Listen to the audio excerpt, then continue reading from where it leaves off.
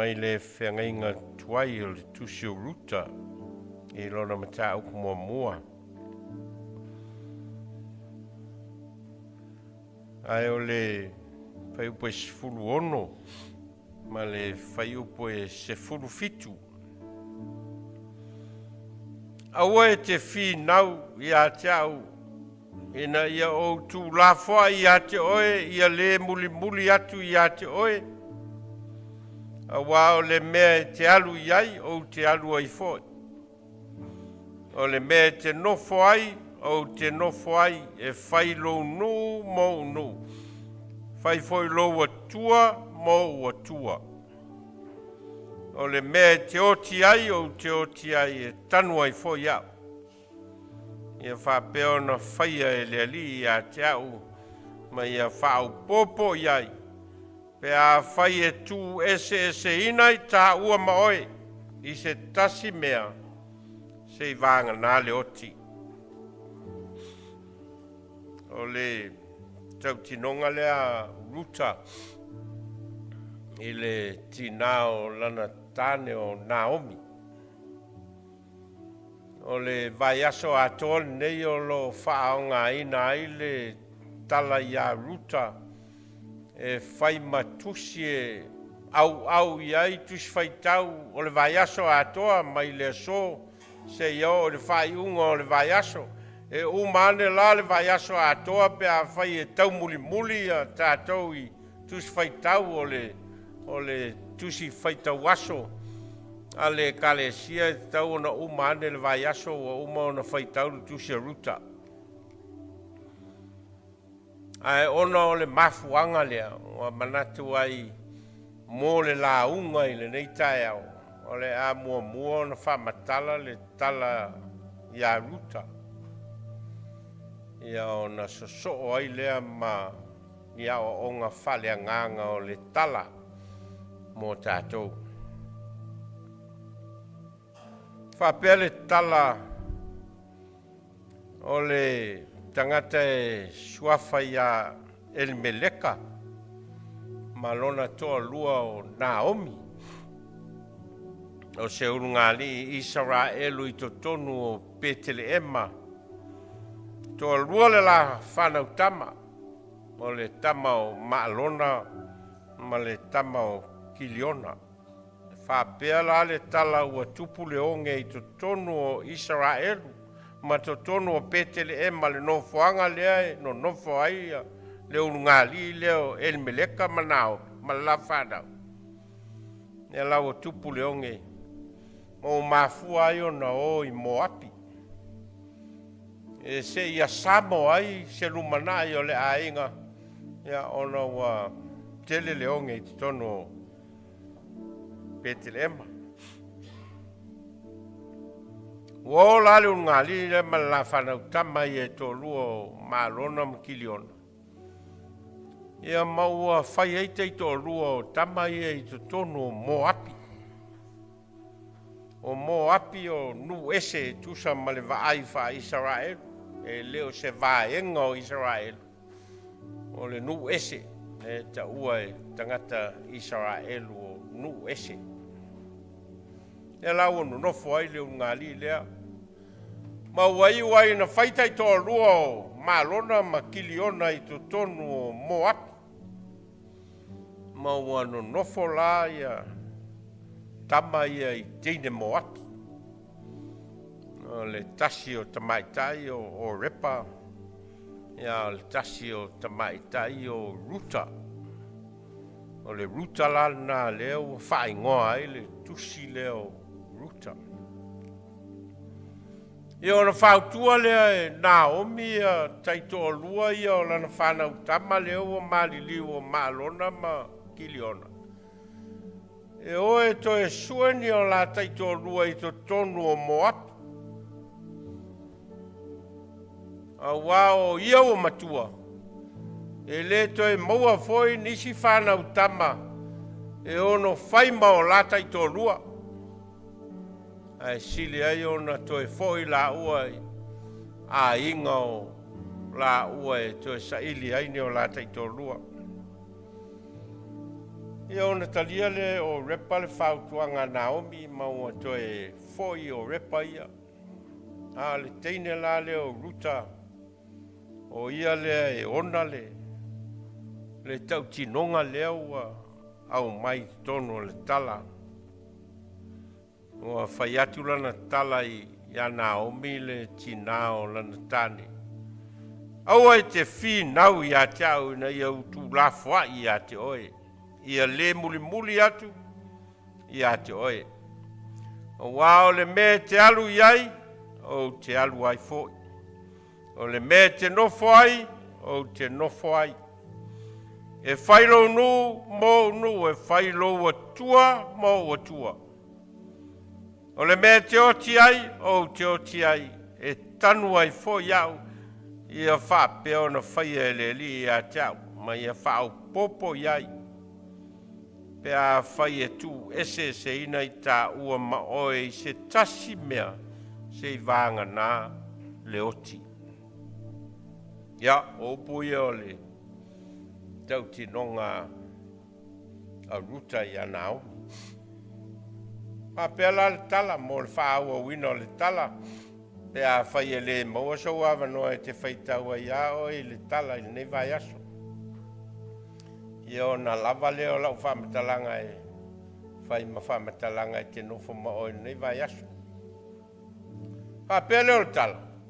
Lea la na o ai Naomi ma Ruta i Betelema. O toe foi Ruta i Betelema lona numoni. Ma vatu ai ma le whawhine mo api leo. O Ruta. Ma sanina tau e tangata sa moa i al whaupunga o le mapo tane o le whawhine. Mapo tane o le whawhine o Ruta. Ai me le tu ai Naomi e alu i lato ai. Ma tangata o lona nu. Aole nei ala mulimuli e tua i lafa. E on whapele o le tala ua foi la Naomi ma Ruta i Betelem. Ma ua toe mau Betelem. E ona alu leo Ruta e asamo mea ai. A wao leo ua no nofo nei nao whawhine ua le aini o la tane. O Ruta ua le eisen tane.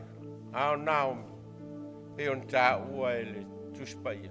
E toa tolu tāne ua wha oa mai to tonu le siu manga o Naomi. O lono tō lua o en meleka.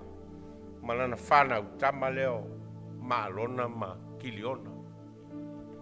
E lau o tutoe ai nao whawhine nei ua o whioti a la tane. Ma o leo wano nofo whātasi.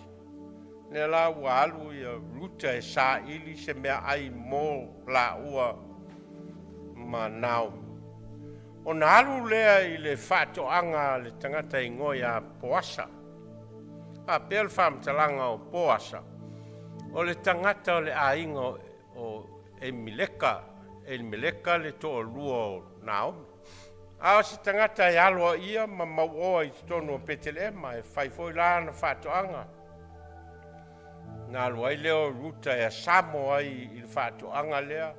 Ma ao mai ai ni mea ai i le teimi o le seleselenga. Ea mo la ua ma le tinale o ronto lua o Naomi. O i lana whetau i ai ia Ruta ma poasa. Ia awhia malama la i le whetau inga lea ma le mea na mafua ai o na whelo ai ia poasa ma Ruta. Ia o na e alua leo e whaitau ke le fia whaatala atua ia oi. Alua e whaitau pe en whaafewhea o na maua le whelo inga lea poasa ma Ruta. Ai wai uane le tala. Nā le whaamata upo le tusi lea. I uane le tala. Uano nofo ia poasa ma Ruta. Al maalia la le whamatalanga o le tala lea ma le whaiunga o le tala ona e I wane le tala lea i le tusi o Ruta, o lai ua wha matala ai le ngafa o Tāvita le tupu o Israel. Ona o le tangata na whanau mai i le mafutanga lea po asa ma Ruta, tangata inoa ia o Peta, o ia leo le tamao Yese, a o Yese o le tamao Tāvita le tupu o Israel. Ai a vaai foi le ngafa o Yesu Keriso lo wha mauina e le tusi o matai o lea lae la vea ai ma le whawhine mo api lea o Ruta i le talanga o le ngafa o Yesu. Mai fōlinga mai o le mafuanga leo le tusi leo Ruta i to tonu o le ngaso longo o tusi o le whenga inga tau, whenga inga tuai, o le wha matala ina, o le tala whasorupito Israel, ma le tala ina o le ngafa o Tāvita le tupo Israel, ma le ngafa o Yesu Keriso i le whenga inga fau. Ia, o le tala atoa na ia Ruta, ma le ngaso longa o le story, le whainga o le story, o lo tau whailtu stala e wha matala mai. Ao to tonu la le tala lea, o lo i ainia o onga tā ua mō tātou, o lo tau mwhai le tala e wha matala mai, ma o lo awhi to tonu o le story, ma le tala lea i le sota inga i le vau Ruta ma Naomi, ma le sota inga i le vau Ruta ma Poasa, o lo au mai ainia o onga tā ua whaleanganga mo i tātou. Ma o nisi la nei o onga whaleanganga o manatu e whasoa mo i tātou mo le launga o le nei tai au. Mua. O le alofa o Ruta i a Naomi. O le alofa o lo awhi leanga le lei ma le wha maoni wha le Atua. O le alofa o Ruta i a Naomi, o le alofa o lo awhi leanga le lei ma le wha maoni wha le Atua, i le vao tangata ola, le vao tangata soifua, le fōlinga mai o lo awhi a le sota inga lea, i le alofa wha le Atua. E le teltonunga wha e peru i le upu wha e peru o le Hesed. O le upu Hesed, o le upu e peru e wha matala i le alofa le whatua o ia o le Atua. Le alofa maleanga le lei o le Atua, le alofa wha atino o le Atua. O le alofa e wha moe ina ia wha ola ai nisi tangata. O le alofa e whaavavau, o le alofa e leaini ona tua oi.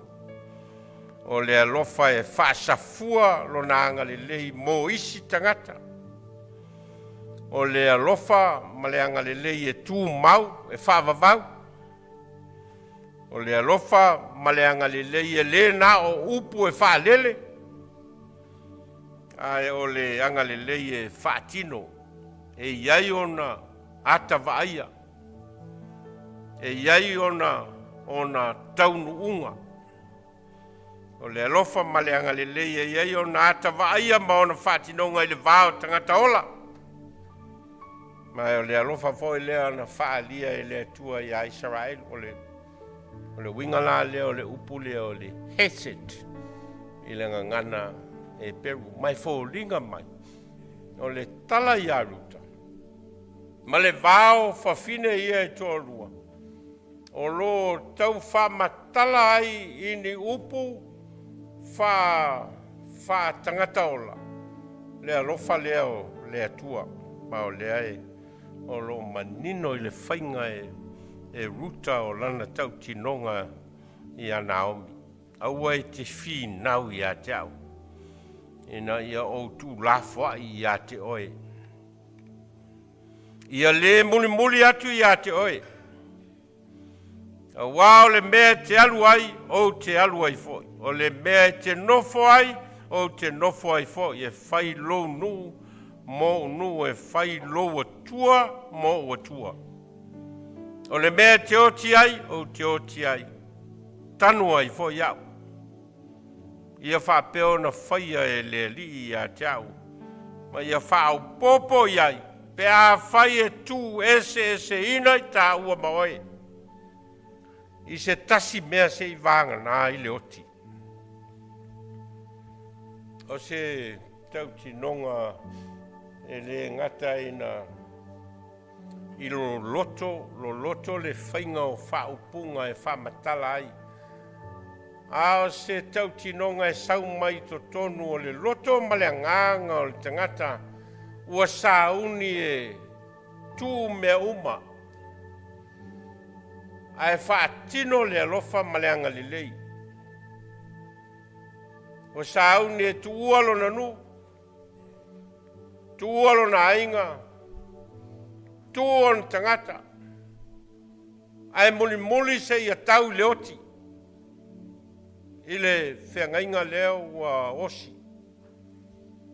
Mai fōlinga mai e whape nāle. Nei to i ngā lofa leo lo tau mawhaile tusi o Ruta e whamatala mai i ai tātou. It's not just a story about Ruth, but it's a story about love and care.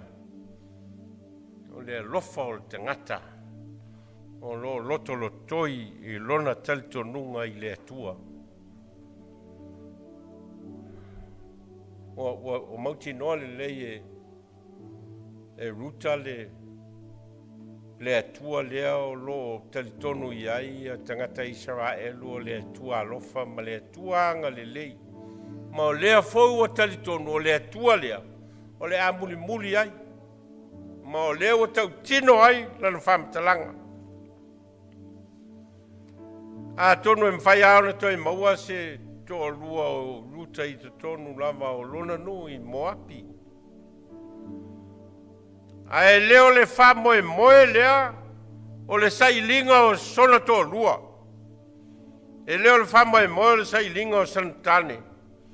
A o le wha moe e na ia whai le alofa maleanga le lei.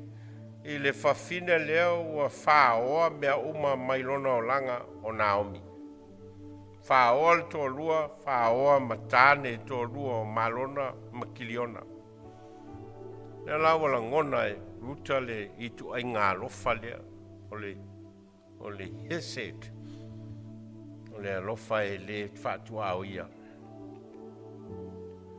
Aua te finau ia tau na iau tō ulafoa ia te oi e le mulimuli atu ia te oi. Aua o le mea te aluai o le mea te nofo ai o te nofo ai foi. Whailo nu mo nu e whailo atua mo atua. O le malosi lea, ma le loloto lea o le tau tinonga whawhiangainga a Ruta na whai ia Naomi.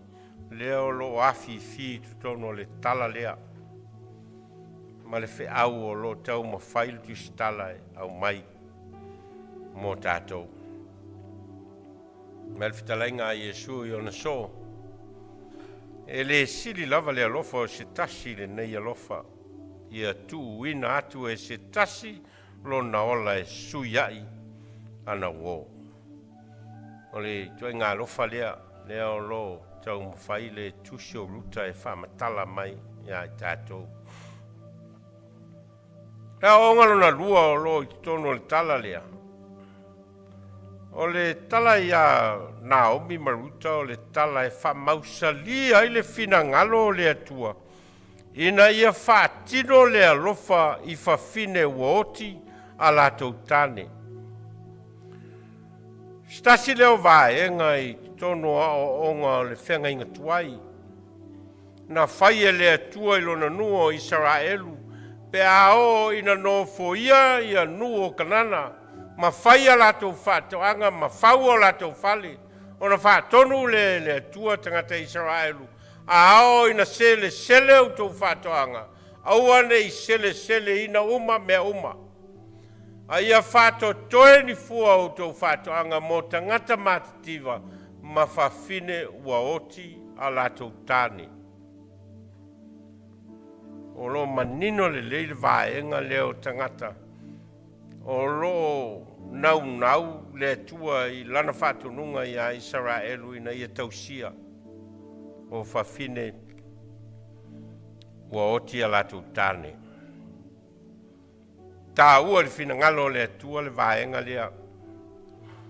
Mai o se vaenga o tangata e tusa ma le tū ma le anga wha Israelu o le iai o le tāne i tutonu o le a inga. Mea foi le nau ai tangata Israelu a whanau o se tama o se manuia lea mo a inga. A whapena foi le tū ma le anga wha tangata Samoa. A whanau se tama e fo linga mai o le wha moenga leo tangata ma inga maungali. Mai fo linga mai o le mafuanga lea o lo a vea ai le vaenga lea o tina ua oti a lātou tane o se vaenga tā ua i le tusi leo Ruta. Manaomi.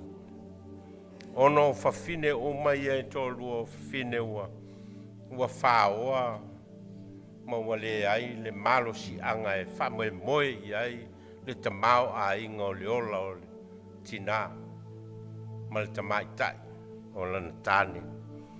O lea laolo mo moli mai le tala lea ia le anganga lea o le atua ma o lo au mai ai i le whainga o le tala e le ngata o le whialo lofa hai o tina ia o le ainia la tane e mawhai ai o na support e lesi ina ia mawhai o na tupu maola ma mawhai o na iail whalangolango manga a lea folo au mai ai ma le tala lea e mawhai o na maua le malo si anga o lesi tina o leisan tane o na mawhai o na support e lesi tina ma nino le leile a lunga o le tala lea i le tau mawhai o le tustala o Ruta e au mail fe au lea i le tala atoa i le ngaluenga na whai e Ruta i a Naomi.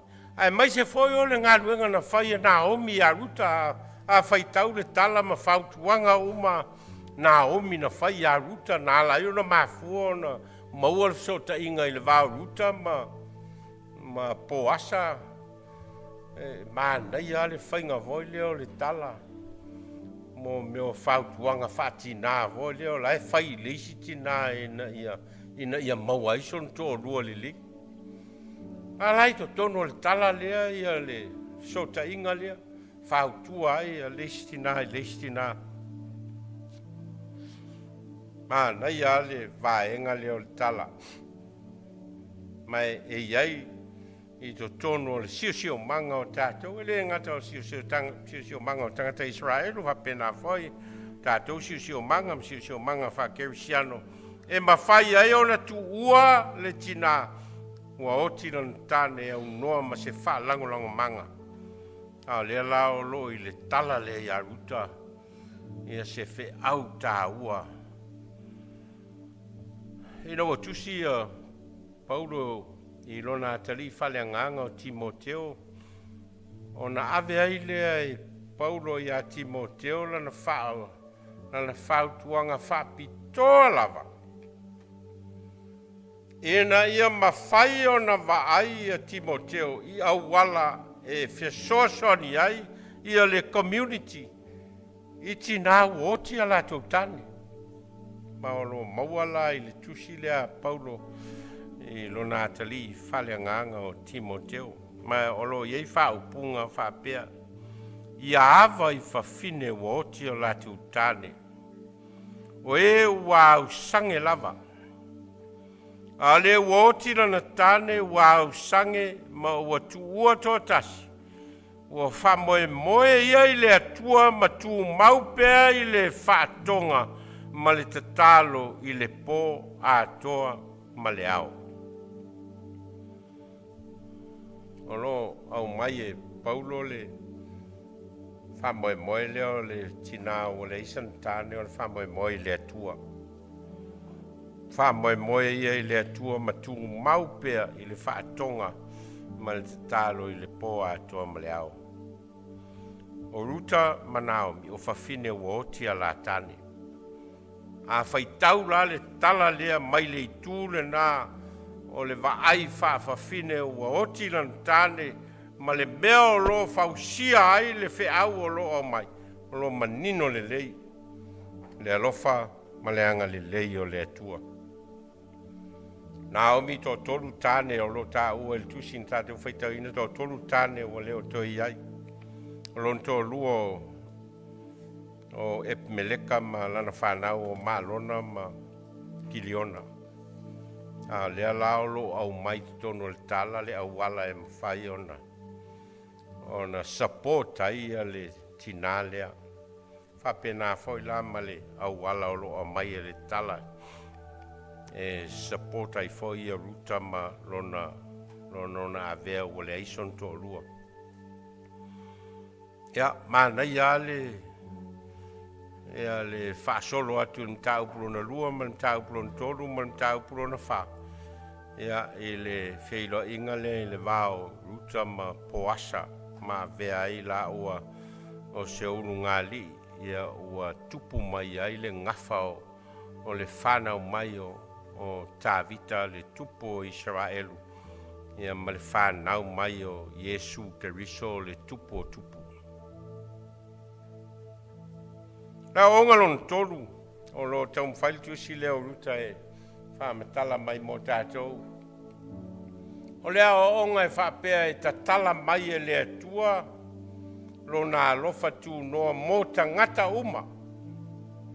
Tatala mai e le atua lo nā alofa tū noa ma lo nā ngale lei whātama mo tangata uma. E iei le mawhauwhaunga ma le talitonunga wha Israelu. E whapea nā o Israelu lava le nuo le atua. Nā o lātou fōi e lofa iai le atua.